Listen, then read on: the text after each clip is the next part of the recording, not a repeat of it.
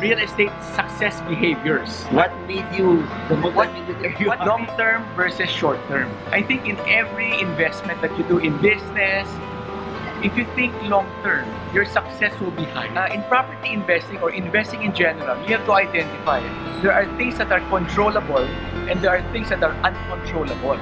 So I think it's applicable to both stocks and property. For example, controllable. You can control how you renovate your unit, how you design it so it matches your target market. Okay. You can control your price so it's reasonable.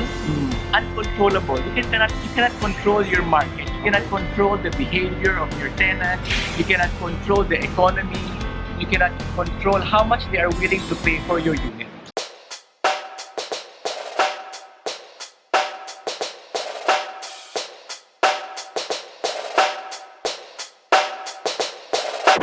Hi guys, before we start this video, we'd like to invite you to Icon 2018 Davao. So Icon 2018 will be in Davao on October 13. That's a Saturday. It's like one whole event where you have more than like 8 speakers in one venue speaking about property, investing, mindset, behavior, cryptocurrency, and many more. So if you're from Davao, just reserve your October 13 and just attend and join us. So click the link below if you want to join us for this amazing event. It will be one of the first large conferences in Davao City. So see you all. Okay, so that's number 2, controllable versus uncontrollable. All right. Third tip. Number 3, I want to advise, value versus returns. Okay, what does I get that a lot mean? of client come to say, Carl, I want to make this return. Carl, I want to make this amount of money per year on my property. Remember, at some point, that's uncontrollable. But what you can control, what I want the investor to think for properties, value. What value am I giving to my paying clients, so that is tenants. So always give value. For example, if you're doing, let's say, a condo room, make sure it's properly renovated so it has value. If you're doing a student dormitory, a worker BPO housing, make sure there's value. If you're putting up a hotel, here you go, that's very clear, you give value. Diba? So value versus return. If you focus on the value, the returns will automatically come. So when you say value, do they have to focus on really designing the property well itself, or is it better to just outsource it, get a designer, then just pay them so that everything's taken care of? Okay, very good question.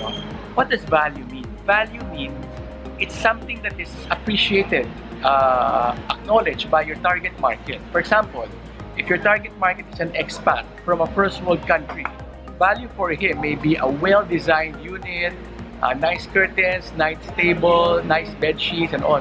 He's willing to pay good money for it. But on the other side, if your tenant is, let's say, a student na medyo budget conscious, value for him is basta malinis pero mura yung rent. So value can be interpreted in many ways depending on your property, depending on your market segment. So it's also I guess it's also dependent on you knowing your market very Definitely. well, no? Yes. So what amount of research should they do? Should they allot more time in knowing the property and the market well, or if they find something that's really cheap, na good deal na, should they just go for it even though they don't know the market there? Okay, I think at some point, from property point of view, property is like a business. You also analyze who's your customer. Let's say we use a restaurant as a model. If you open up a restaurant, what's the first question you will ask? Okay, marunong ba tayo magluto? Masarap ba yung food natin? And number 2, once you put up a restaurant, is there enough traffic in that area? Is there population? What's the spending power of the population? That's under demographics. And then eventually you decide how do you advertise your property. So these are frameworks. So in property acquisition, you follow those frameworks also. So it has to be also, people think na property passive and I don't need to do anything. You have to do your due diligence You have to also. do at some point. Like for example, we have properties that have been renting out for 3 years, 4 years, 5 years, 6 years. So you have to at least wake up in the morning and get your collection check every once a year. How long did it take for you to reach this expert level that you know so much in real estate? So for people who are starting, parang they have a benchmark that I need to at least do this much amount of work. Funny story. 15 years ago, when I was starting in real estate, Mga 40 ka na, no? No naman. when I was 12. So, alam mo, when I was starting out, I have a mentor who told me na, Carl, everybody has to start somewhere. Diba? So wala akong alam about real estate, but everybody has to start somewhere. So I said, okay, fine. I'm gonna start somewhere and I keep on growing, keep on learning, keep on growing, keep on learning, keep on trying, keep on making mistakes. Because as you make mistakes, the learning is different. Pag ikaw nagkamali, diba? Very strong. Eh. So it's been 15 years for me and I'm still learning, growing, taking risks. And sabi nga nila, if you have excess cash, you save some, you invest some, you take risk on some. Oh, diba? because why? The greatest risk for me is not taking any risk at all. Yun. So, number 4, Carl. Number 4, I want to share with you, number 4 behavior is money versus relationship.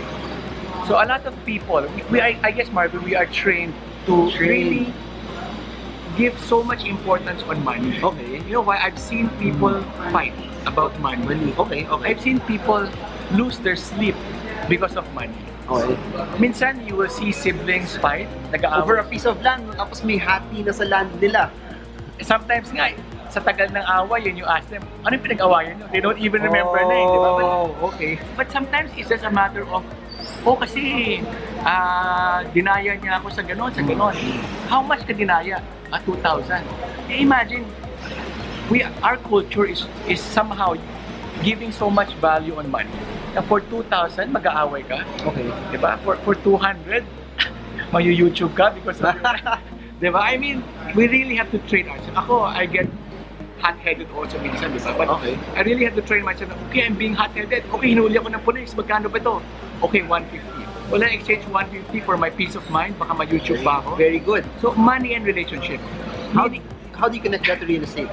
Okay, we'll go there. Okay, we'll go there. Okay. Okay, so never, at least, before you say, galit ako sa'yo, magkaaway tayo, always put a value on that away.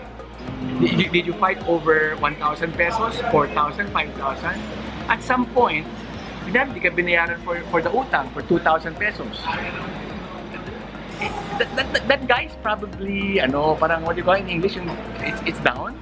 Okay. Diba? Kaya, You might have lost a lot of money. Sana, and if you're the lucky one na may pera, then at least parang don't break the relationship because of money. Okay. So in real estate, I've seen a lot of landlord get stressed over little things. For example, nawawala yung isang baso.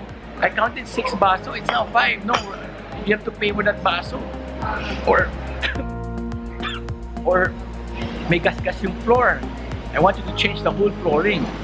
And that's gonna cost you 400,000.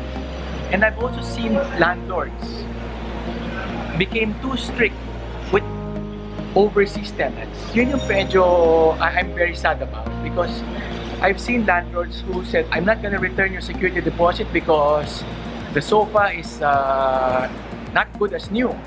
But it's already been 5 years. Why are you gonna, no big deal, just let it go, di ba? Wear and tear yan eh. Sometimes I've seen landlords not return the security deposit of expats and it makes the expats experience really unpleasant. So, yun ang okay. gusto ko i-advise. Don't be Does too that tight happen with money. a lot of the time here in the Philippines, or I guess it happens occasionally because nga yung training natin on money is very different. We have to be a bit forgiving and say, okay, it's an accident, it's not on purpose naman, and it's no big deal. You've been renting for me for 4 years, 3 years, it's covered. Diba? And thank you for staying with me. Here's your security deposit. Thank you. Minsan talaga, I'm really sad with expats who have that bad experience because of their stay with their landlord. Yeah. what's a good, say security deposit now, what's a good benchmark that they should allot for security deposits, or they should at least keep 1 month, 2 months? Depende, it's a lot of factors eh. Personally, let's say if your tenant rented for you for 4 or 5 years, that's a lot of money already, no? And then when they go away, there's some wear and tear. And you know na it's not accident, di ba? It's just part of running the business. Okay. Like a taxi, di ba? After mo ng 5 years, Sira yung yung taxi gulong. mo will be wear and tear, di ba? Okay. So, and it's something that you can also communicate mutually. Sit down and say, hey, you know what? Out of your 2 months deposit, can I charge you this much just to refresh the unit? And if the expat is okay with it, you end it properly. Na masaya kayo, win-win. Because he has been your paying customer for 3, 4, 5 years. Eh. don't end the relationship because of little items, little things. So parang business talaga, no? It's all Yes. about maintaining the right relationships. I think so. Yeah, it's like business. Number 5. Number 5 and last behavior of a successful real estate investor is know your why. Diba? Rex Mendoza, Marvin Guillermo, Randall Johnson always says, know your why. So, I have friends come to me and say, Carl, do I buy this property? Then I ask him, why? Why do you want to buy a condo? Oh, because I want to prepare for retirement. Okay, I want to give this to my kids as a legacy, as a wedding gift for them to start their new life. Or I want to buy a 2-bedroom property now in installment, so when my kid grow up, this can be their home. I'm gonna give them a leg up in their married life, diba? So, I've seen, Marvin, some older people, money people, and they hang on to their money until the day that they're really, really old. But the problem is, Hindi na sila masaya. their son or daughter are struggling.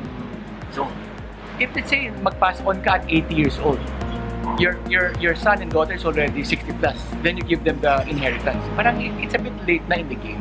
Okay, but if you can lightly support your son, daughter when they're like 20, give them a leg up in their career, then it will grow, diba? It will grow. No? Like, let's hope na lang na your kids are good steward of money. So, 5 behaviors, Yeah. long-term versus short-term, control versus uncontrollable, value versus returns, money versus relationship, and knowing your why. If you have all of these 5, will this make you successful in real estate? It will give you the right mindset for it to be successful.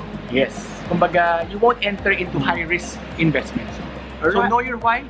It's important when you're selling. Carl, do I sell the property now? O bakit mo ibibenta? Kala ko ba for cash flow yan, for retirement? O ba't mo ibibenta now? Kala ko ba for your kids yan? So know your why. Yes. Alright, so that's it for now. All of this and much, much more will be in Icon 2018. So the link is down below. Follow Carl D, one of the best real Yes. estate moguls in the country. Moguls, ha? Moguls, yeah. So that's it, guys. God Thank bless. you. See you.